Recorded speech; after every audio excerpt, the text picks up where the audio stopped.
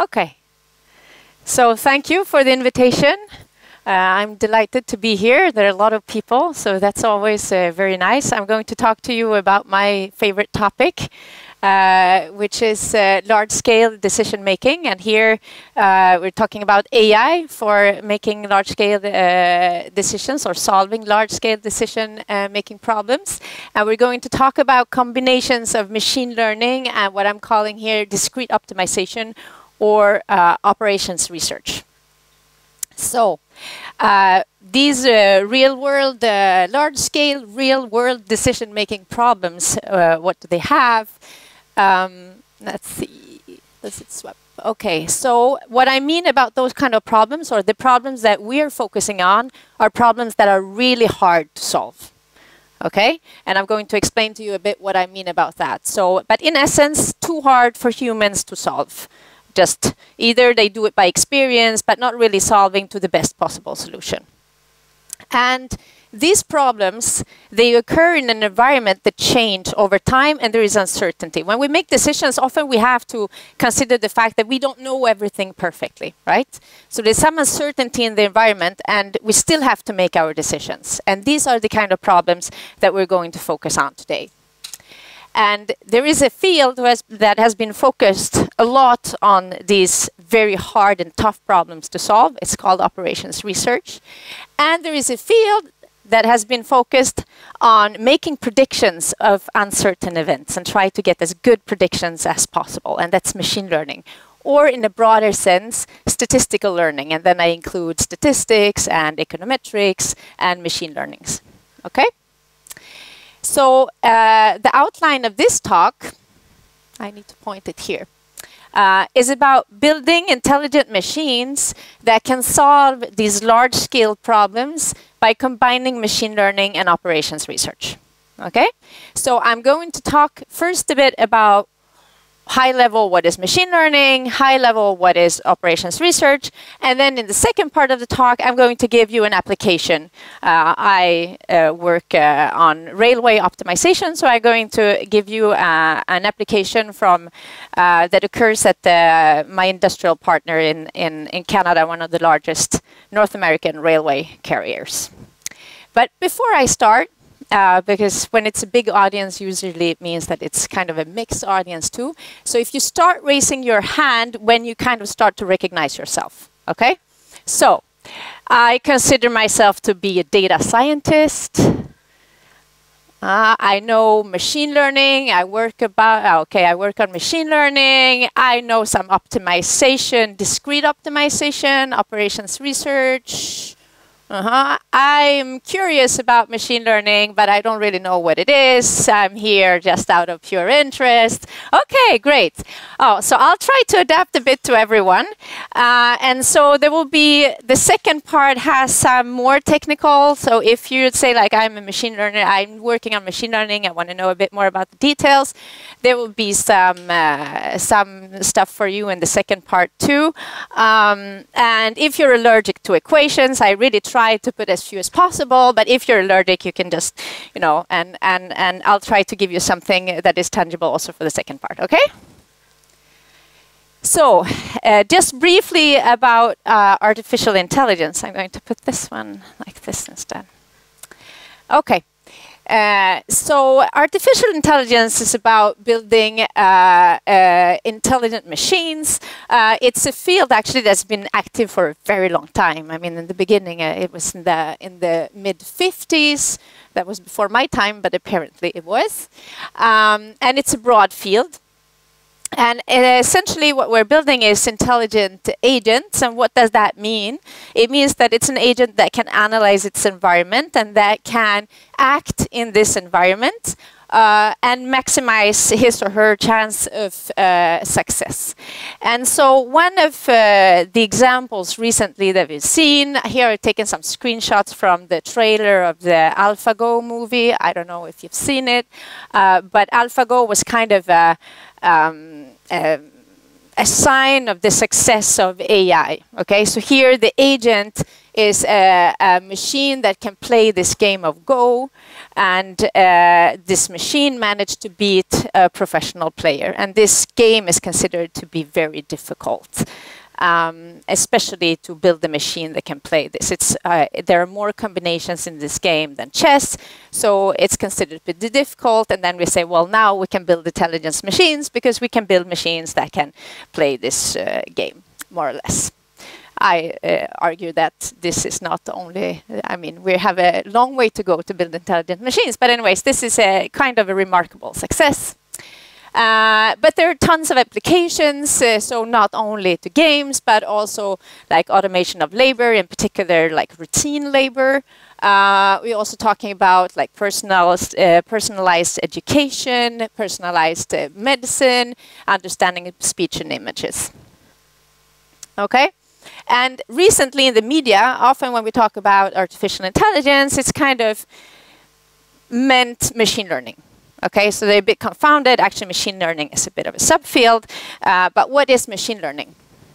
So machine learning focuses on acquiring knowledge by extracting pattern from data, essentially.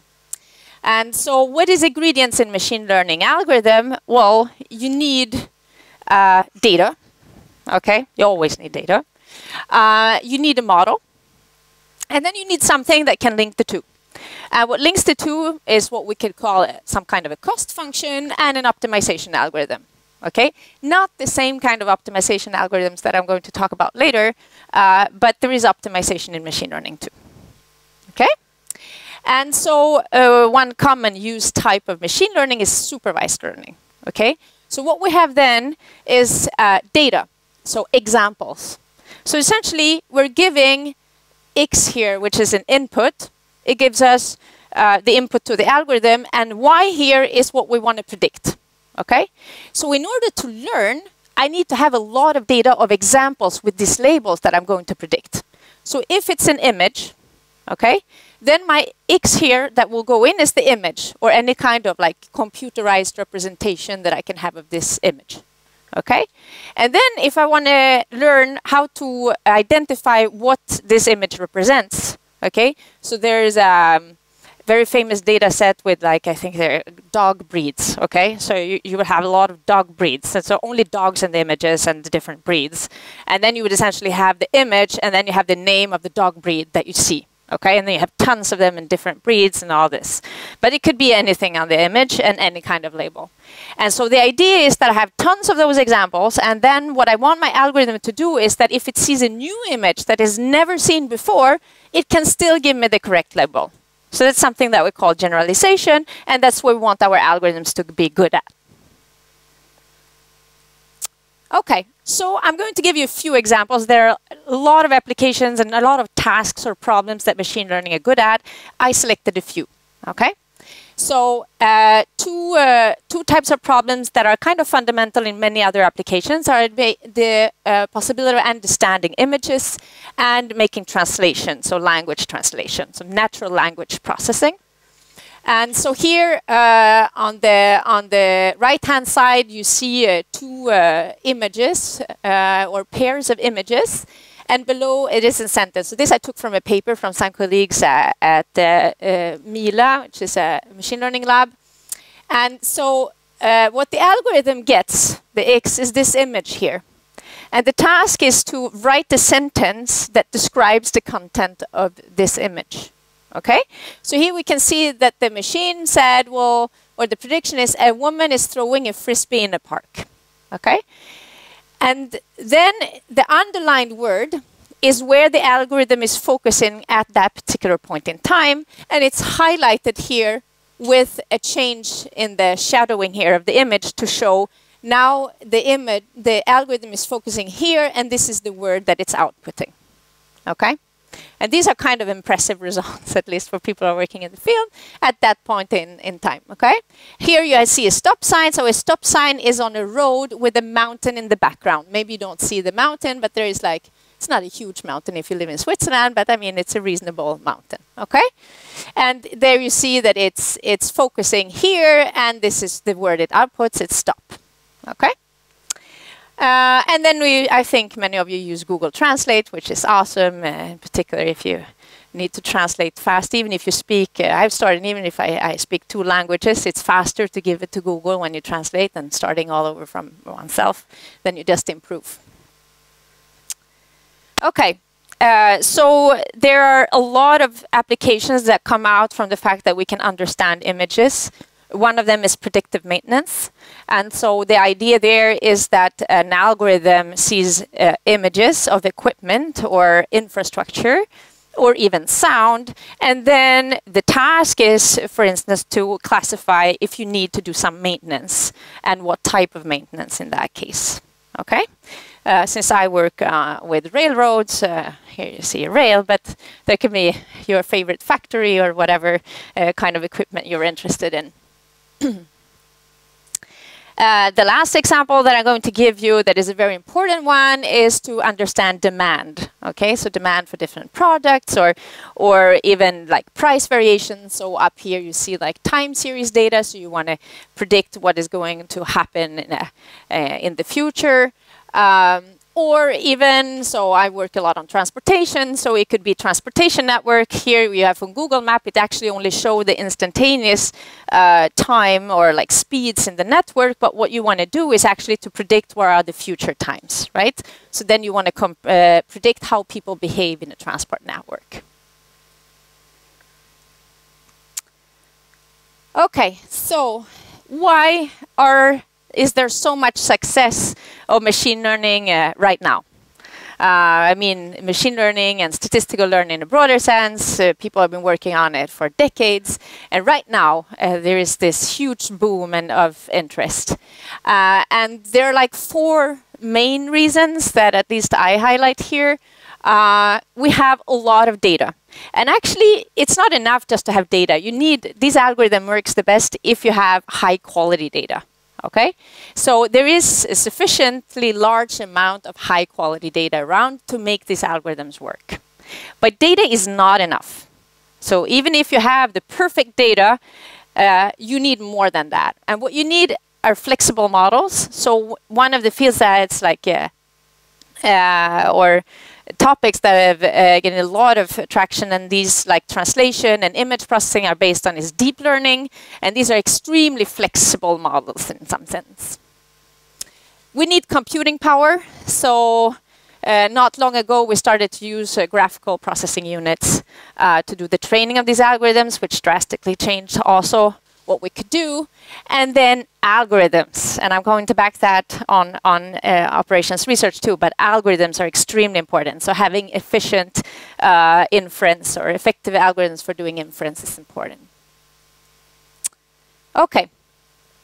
So while machine learning has been focusing on a lot of tasks that are very hard to tell a computer to solve, okay? Like the image, understanding images. But if I look at the image, it was not hard for me to see that there is a woman throwing a frisbee in a park. Okay? But telling a machine to do that is very hard.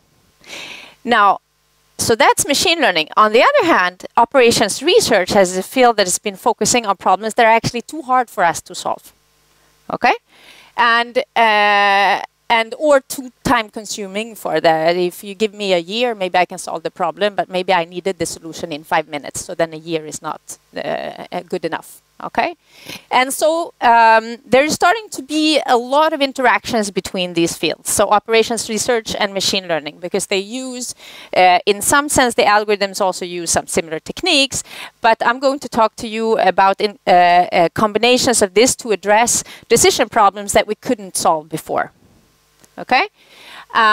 And just for those of you who know a bit more, obviously there are a lot of stuff in OR that is already used in machine learning, because these algorithms that I just mentioned, nonlinear optimization algorithms, are part of a machine learning algorithm, and a lot of that has been developed in the OR literature. So there are already interactions, but there are new ones coming up. And so what I say with a hard problem, so I'm going to give you here a very famous problem so that you get a sense on what I mean with a hard decision-making problem. So this is the traveling salesman problem. It's a problem that is very easy to understand, but extremely hard to solve. Okay? So essentially you just have cities, okay? So in this here, there are like these nodes here, there are the cities. Okay? And you know the distances between all these cities. And what you need to solve as a problem is I need to visit every city and come back to the point where I started. So I need to find the cycle and I need to visit every city. Okay? Very easy to understand as a problem. You have an app that my kids love, and me too, but that solves this problem on your phone. So you can play, you can try to find the shortest. So here I was playing. I did not do a very good job because I'm 5.8% off the optimal solution. Okay, and the optimal solution is shown in blue. But what is these kind of hard decision problems? They have a huge amount of possible solutions, and that's what makes them hard to solve. Okay, so if I have only 20 cities, which is tiny, I have 19 factorial divided by 2 solutions. And maybe if you don't know what factorial means, actually it means huge number of solutions. So even if I give it to the supercomputer of today, I will wait for years to get the solution if I were to like do this by brute force, just enumerating all solutions until I have gone through them all and then I pick the best one. It's just not possible to solve these problems in that way. And so the name of the game in OR is a lot to try to devise effective algorithms to solve these kind of problems. And the largest one, to the best of my knowledge, that has been solved has 85,900 cities. And so this is like really big instances. Okay, so now we're going back to the examples I showed you before. And I'll try to explain to you with those examples what the combination of machine learning and OR can do that we could not do before. Okay? So here we said like, oh, predictive maintenance. A machine learning algorithm can tell me what kind of maintenance I need, possibly also when I will need to do it. Okay? Well, an OR methodologies or an algorithm can then compute a maintenance plan. Because we know if I want to do that maintenance, I need to find people who can do it. Possibly they need to have a route of different maintenance that they would do. So I have like a crew scheduling problem. And some other kinds of constraints like what are their skills. I can't not send a repairman to repair something he doesn't have the right skills to repair. And there could all be all kinds of constraints, okay? And that's what these OR methodologies are built to solve. So now we want to link these two. The other example that I gave was like traffic network. Okay, so if we can predict how people are going to behave, then we want to do some traffic management on that. We want to control our system, taking the user's reactions into account when we control it. And so in a traffic system, a control could be, for instance, the dynamic control of traffic lights, or it could be speed limits that are dynamic that we will adjust with the purpose of decreasing congestion. Okay, and then the control part is OR and the prediction part is machine learning. And I have a final example here with the time series data, something that is you use every time you're going to book a plane ticket. Most of the airlines now have a revenue management system. And what that does is that it's going to predict what kind of flights people want to buy more. Okay? And essentially, the more demand we have for a flight, or that we foresee to have in the future, because they usually start a year ahead of putting the tickets on the market, and then you need to define dynamically what is the price and how many seats will I allocate to the different classes of my of this flight. Okay, so if I have a good algorithm that predicts what people want in the future, then I can adjust my prices, and I adjust it in a way so that I maximize revenue and that I smooth out demand over the capacity that I have as an airline. Okay, so the flights that are less demand, I still want them to be full, so I can lower the price and I can higher the price of the flights that are under high demand. Okay, and that's a combination of OR and machine learning. So Similarly to machine learning, there's been a lot of success in OR, and again, not only due to computing power. So here is kind of some old, because people didn't continue to do this comparison. It's a comparison between 91 and 2003, okay? So essentially what it says is that problems that would have taken 7 years to solve in 91 now takes 1 second, and that was a decade ago. Okay, and why is that so? It's because we've been working a lot on algorithms. So there's been more than a 265,000 times speed up only due to algorithms in this field. Okay, and then you add on that the computing power that has been increasing, and then you get these kind of huge speed ups. So we can solve problems now that were simply not possible to solve before. And we have a lot of applications in industry. I mentioned the revenue management, but there is like routing of if you have a fleet, you need to decide how many vehicles you're going to have in the fleet. You can have routing of crews and so forth. These algorithms are present in many applications, but most of them assume that we have a perfect knowledge of the system, so no uncertainty. Okay? So what we want to do now, and what is research, and what I'm going to talk to you from now on, is the link between these two. So in particular, discrete optimization, so hard problems, and under uncertainty. Okay? So we don't want to assume anymore that we know the world perfectly, because we don't. Okay? But we want to use machine learning to kind of characterize this uncertainty and reduce the uncertainty in a way, because we can make good predictions. Okay, so there are different levels of what we can do there. Okay, so the simplest thing that we can do is to try to understand the uncertainty and use that knowledge. Okay, so this would be like treating these two algorithms more or less in a separate sense. So I'm making predictions, I give it to another algorithm that will solve the problem. Okay? So this is what I'm putting here at the lower level. And if you see any practical applications right now or that are used, I mean, applications that can be, but that are really used in practice and deals with uncertainty, this is most likely what is done. Okay? You can move up here in something that are called interplay, which means that the optimization takes into account or anticipates the reaction of whatever is uncertain. So this is typically the case. What we want to do if for the traffic management, for instance, right? I want to control my system, anticipating how people will react once I start changing things. It's the same thing with the revenue management problem that I mentioned with the tickets. I want to anticipate if you're going to buy when I put that price. I don't want to keep lower and higher the price just to see what you're going to do. I want the model that already predicts what you will do under this new price. Okay? So that's slightly different. That's what I called interplay here.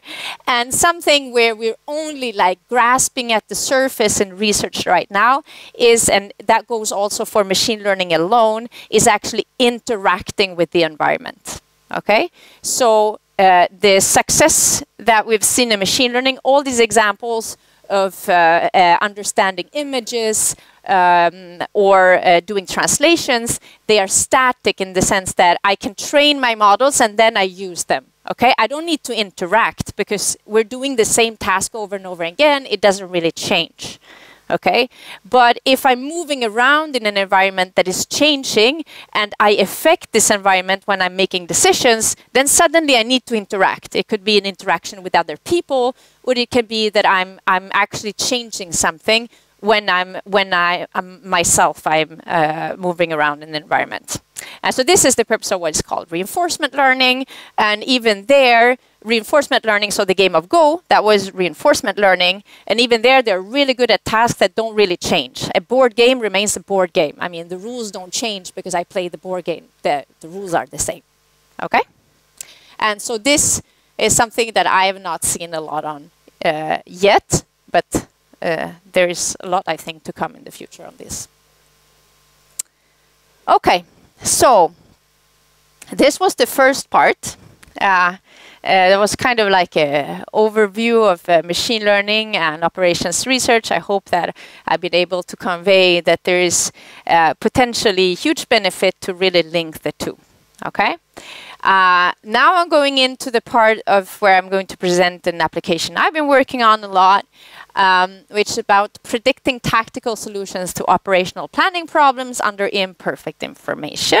This is joint work. So with Joshua Benjo, is my colleague at Mila, Andrea Lodi, a colleague at École Polytechnique of Montréal, and another colleague of Mila, Simon Lacoste-Julien, and two of my students, Eric Larsen and Sébastien Lachapelle.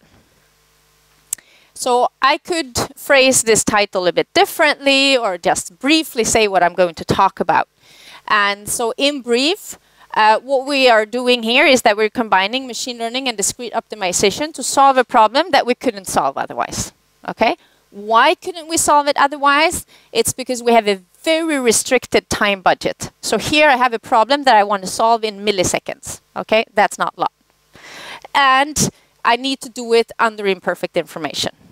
So try to keep that in mind now when I start to dig into the details. The challenges are really to solve this extremely fast. Okay? But first, let's do a detour of what I mean about tactical and operational problems.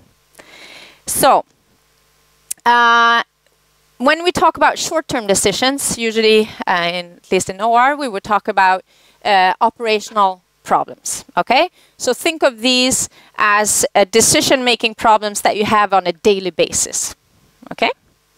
And then as you move backwards and you want to get information earlier than the day when you're going to solve the problem, then we are like in another horizon, right? So the further away we are, so the arrow here is like I'm on the day where I need to solve this problem. As I back away from this, I get to a tactical planning level, what we call. It could be like, I need to plan this weeks or a month ahead of time. And if I move further away, I would get to a strategic level, which are typically problems that we solve on a yearly basis or for a season, okay? So like timetables for trains. That would be something that we solve on the tactical level, maybe for a season, and then maybe update sometimes weekly, or it could even be strategic if you set it for a year or so. Okay? Now, the operational planning problem I'm going to talk to you about is about how to load these boxes on rail cars. I find it fascinating. So you see here that in North America, we don't have electrified railroads, so we can actually stack containers one on top of the other. And then you get the combinatorial optimization problem on how do you stack these so that you get maximum, the best usage of the available capacity. So you put as many boxes as you can on the train, but you have tons of constraints that you need to satisfy, okay? I can't place this in any way I want. Okay, so that's why it's an interesting discrete optimization problem. But I have decisions to do before that, because I have clients making booking requests and say, oh, I want to ship 20 containers of this size, or I want to ship, 50 of these. Can you book them, or how many can you take of those that I want to send? Okay. Okay, so then the rollers sit and they say, well, I have these many rail cars that I can move between here. I already have accepted tons of bookings. And now what do I do with the booking that you're giving me? But at that point in time, I don't have all the information, right? I don't have all the detailed characteristics of the containers that I need to be able to solve this problem.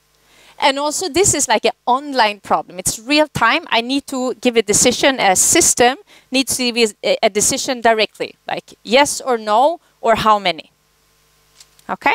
So this is why I have here a problem that I know how to solve, and I'll briefly say it. But I can't solve this at this point in time. But I still need to make decisions. And the decisions that I make here have repercussions later. Because if I accept too much, I can't carry it. I will have, you know, tons of containers in my terminal that I can't move. Okay, but you can think of this, the methodology that I'm going to present is completely general. So you can think of any other operational problem that you have here, where you know I need to, you know, plan my factory, or I need to plan some equipment or whatever, and I know that the load of this or whatever, there's some uncertainty, and I make decisions that will, you know, influence what is going to happen on that day. So essentially what we have here is that in the short term, I need to have a detailed solution that I can implement. Okay? When I move away, so I'm earlier in the horizon, maybe I don't need that level of detail. Like in order to say, if I accept or reject the booking, I don't actually need to know how I'm going to load the containers. That's not interesting. I only need to know whether I can load them. Okay? So I don't need a fully detailed solution.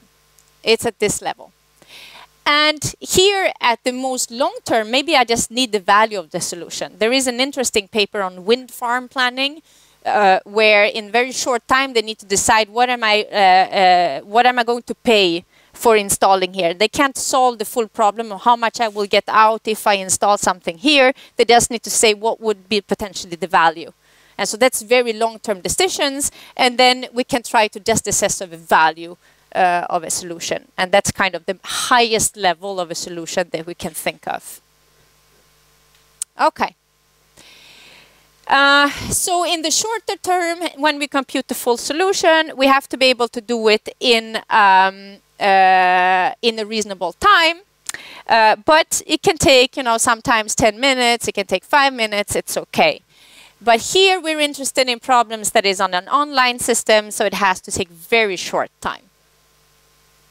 So we had a trade-off here between high resolution and reasonable computing time.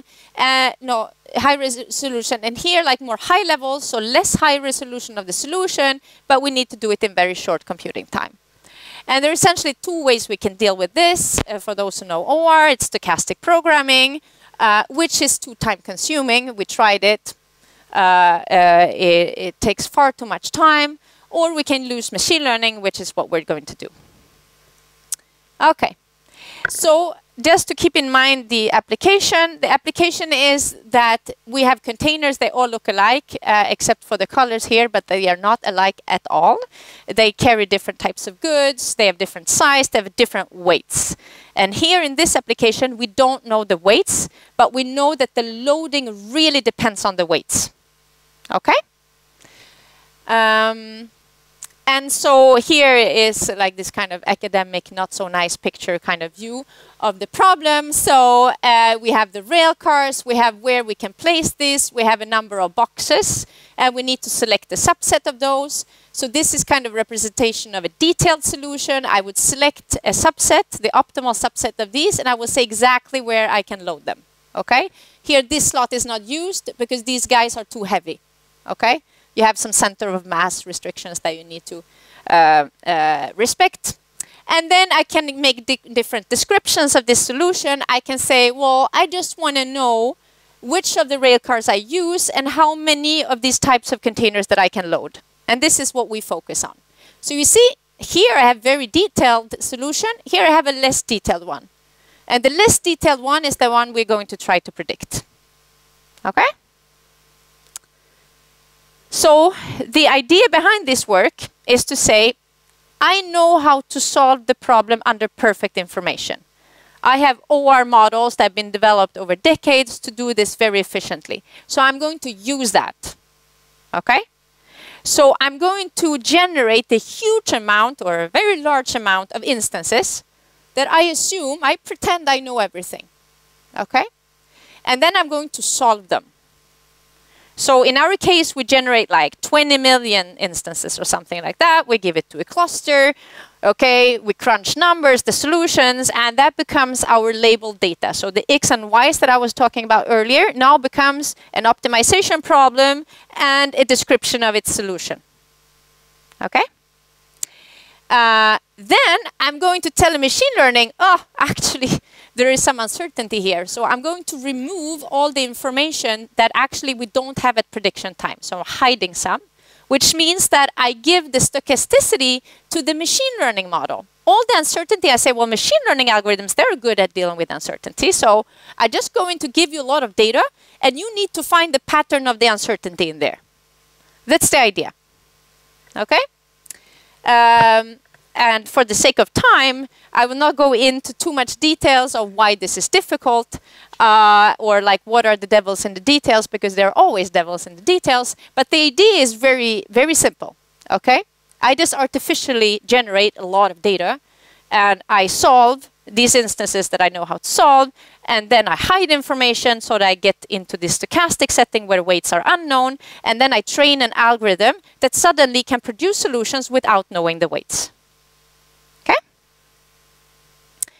And so I'm going to skip the maths.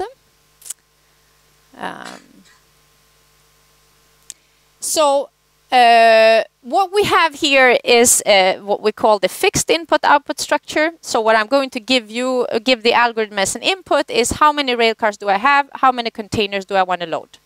And the output is going to be how many railcars do I use and how many containers can I load on them. Okay? And we can represent this by a fixed input-output structure. And then we generate data. And so we had no idea how much data we would need to do this. Okay, so maybe we went a bit big. We know that we went a bit big. And so essentially, we have 4 different classes of instances that we called A, B, C, and D, very representative names. But anyways, as you move from A towards D, it becomes tougher.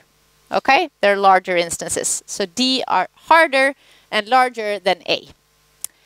And these are real size problems. In Canada, the trains are literally like 4 to 5 kilometers long. So you can put a lot of containers of those. So these are kind of large instances. And what we do is that we then generate this data. And for each class, we generate 20 million examples. Why not? Okay. And then we give this to a deep learning model. Okay, so for anyone who knows, it's just a specific machine learning model, also called feed-forward networks, 7 layers, 500 rectified linear units. This is what I said, like when you say we're doing machine learning, this is kind of your slide.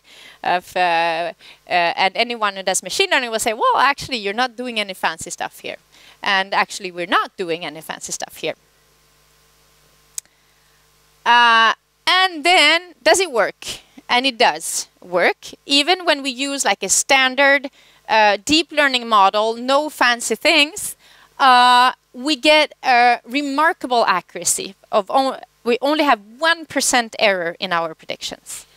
And the predictions are almost instantaneous. So it takes milliseconds or less, and it's completely independent of the size of the problem. And usually operations research models, when you get to more difficult instances, it will also be more time-consuming to solve the problem. Whereas here, it's like milliseconds or less, independent of the size. Okay?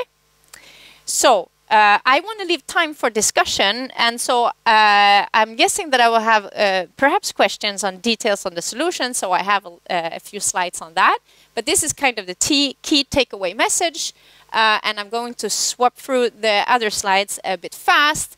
But in essence, what this 1% error means is that if we have instances of, like, say here, 350 slots and containers, I miss on like 2 containers on average, which is really small. And we could have done with fewer data. We don't actually need 20 million in each of these classes to make it work. This is just a plot to show the distribution of the errors. So we know that there are instances that are harder. So in OR, the instances are more time-consuming to solve when they are harder. Here it means that the errors are a bit larger for instances that are harder. And what we did as well was that we tried to solve this, what we have a stochastic programming problem, and we said, well, why don't we solve it? That is the most precise way that we can do. Okay, so let's try it out. And actually, as expected, I mean, it takes a lot more time to solve the problems. on average a minute or between a second and 4 minutes, which is time that we don't have for our real time application. But actually the solutions are not that much better. They're like on average 1 container error better, but not more. Okay? And so I hope that I convinced you that there are very hard problems out there, and they're under uncertainty, and to a large extent the methodologies that we use in practice do not account for that uncertainty.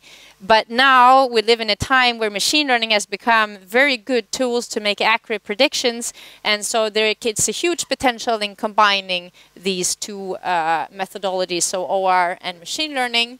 And I presented one novel methodology where we're actually predicting a kind of a description of a solution to an optimization problem in very short time. Now, there is a lot of research left to be done on this, and it's a very active field actually right now. And if you search on this on arXiv, you will see that there are a lot of papers going on. And there's also many new applications to explore. Thank you.